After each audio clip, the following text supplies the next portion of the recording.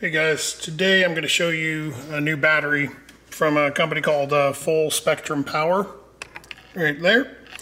A buddy of mine, Troy Baum at Race Wires, he turned me on to these batteries, and they did some testing in Ron Rhodes' car. They replaced two Go Lithium batteries with one of these.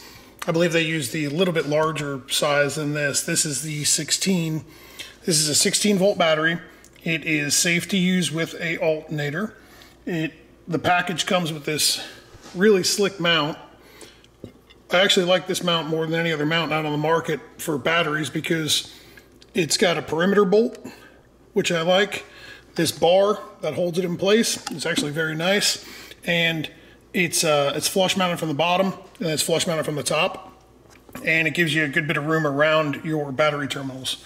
So what I have going on here right now is I was just showing you that there is multiple battery terminals here. So each battery terminal has two different screw posts, and it comes with, you know, included hardware. Each screw post can be used, you know, you can put a ground here and power here, or here and here. It doesn't matter. They're all active at the same time. So no more stacking terminals. It's kind of nice. It's actually makes it a little bit more versatile when it comes to installation and cleaning up your wiring. But the coolest thing about this is that these hold output a lot longer than other batteries out on the market. So what I'm going to do, and I'm not going to show you the whole 20 minutes, but what I'm going to do is I'm going to plug this fan in here, which draws right around 30 amps. It's going to be loud when I plug it in, and I'm going to run it until it starts to slow down, and I'm going to, you know, check voltage of the battery and report back and see what we've got. And then I'm going to do a little bit of a recharge test on it as well. It comes with a charger. Charger that it comes with is pretty nice. It's got a lead that you can, you know, right here where you can permanently affix it in the car, so that you leave this in the car and then you just plug it in as you go. And it also comes with some standard clamps. Charger is made by Untitled Lithium. I have yet to, you know, really overly work this charger, but the recharge time is rather quick. So what I'm going to do is plug this thing in, and I'm going to shut the camera off, and I'm just going to let it run for until the battery dies. So the battery is fully charged right now, and I'm going to plug it in, and I'm going to show you that it's drawing. I believe this battery or this fan will draw right around 28 amp, and I'm going to let it run until the fan starts slowing down. I'm going to run a clock on it. If it exceeds 20 minutes, I'm just going to shut it off at 20 minutes. I'm going to be checking voltage across this battery periodically, and I'll come back after about 20 minutes and we will see, you know, what kind of voltage we still got on the terminal and then what we have for recharge time. So here goes.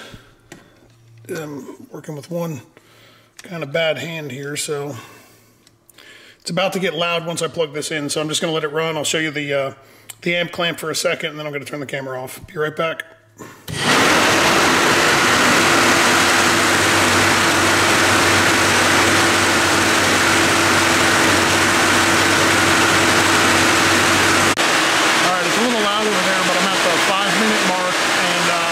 Show you what our battery voltage is. I forgot to show you what our battery voltage was when we started, but it was 16.6. And here we are at 5 minutes.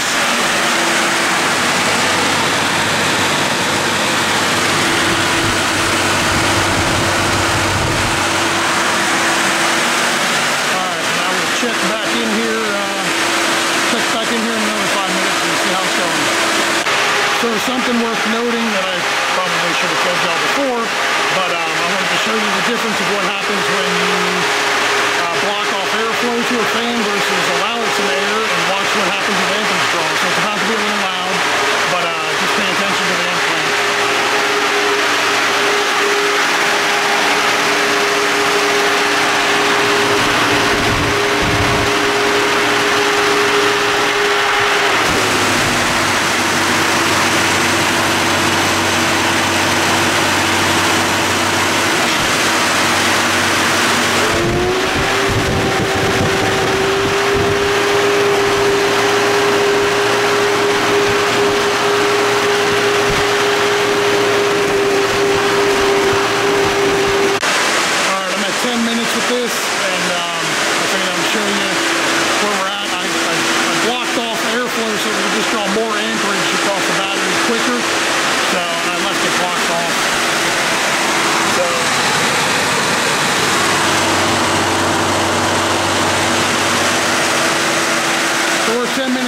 We start off at 16.6 volts with the battery, and right now at 30 amp load, we're at 16.0. I'm going to give it another 10 minutes and then I'll be back.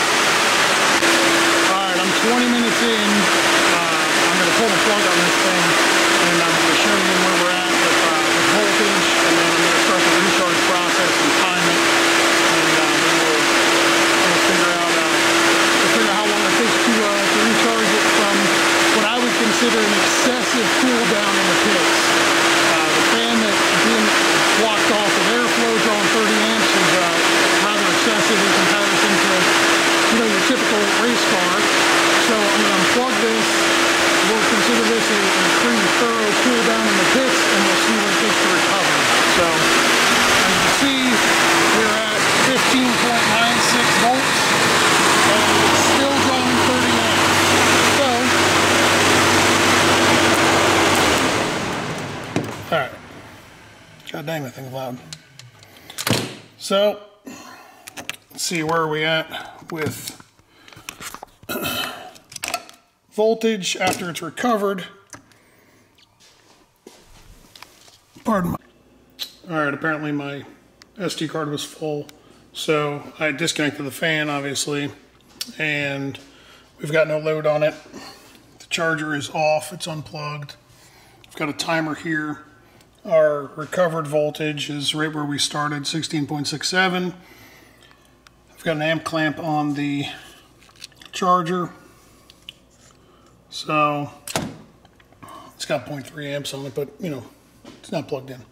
Anyway, what I'm going to do is plug the charger in, and we're going to time how long it takes to recharge.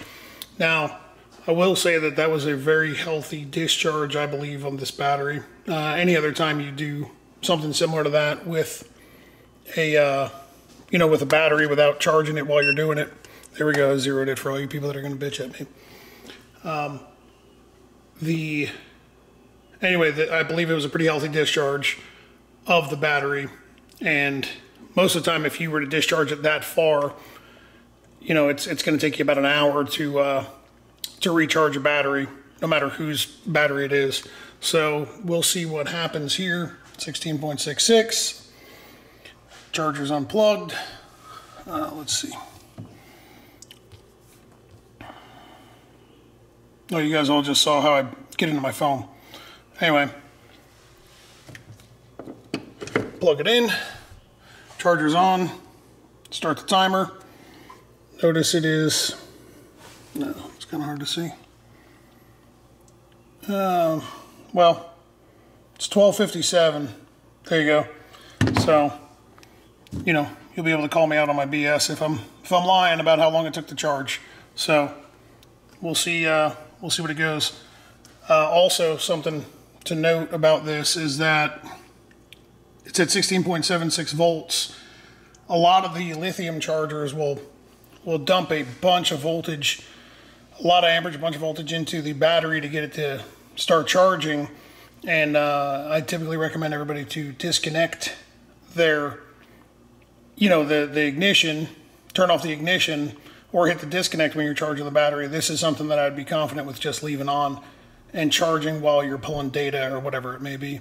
Also, I also feel as if when you were cooling the car down, you could have left the charger hooked up and, you know, not had a problem. So we'll check back. We're only a minute in, but it looks like it is up to level 3, which according to the book is, I'm sorry, level 5. So we'll see how it goes, how long it takes. We'll check back here shortly. All right, we're at 25 minutes. We've reached 17.9 volts. About 5 minutes ago, it reached 17.9 volts and then started coming down. It's doing this pulse test. So I monitored it earlier. At first I didn't really know what it was doing, but it stopped charging. So what it's doing when you read the instructions, which is something I harp on all the time and apparently I should have done here, it tests its state of charge and it'll continue to pulse it for the next like 15 minutes to balance the cells over and over again. So this is considered fully charged. 17.9 volts. Well, they say 18.0, so 17.9 to 18.0 volts is fully charged. So a little deceiving with the LEDs on the charger, but either way, you know, 20 minutes, right around 20 minutes, it was like 22 minutes. It reached 17.9 volts. So overall, I would say that this thing charges back up pretty fast.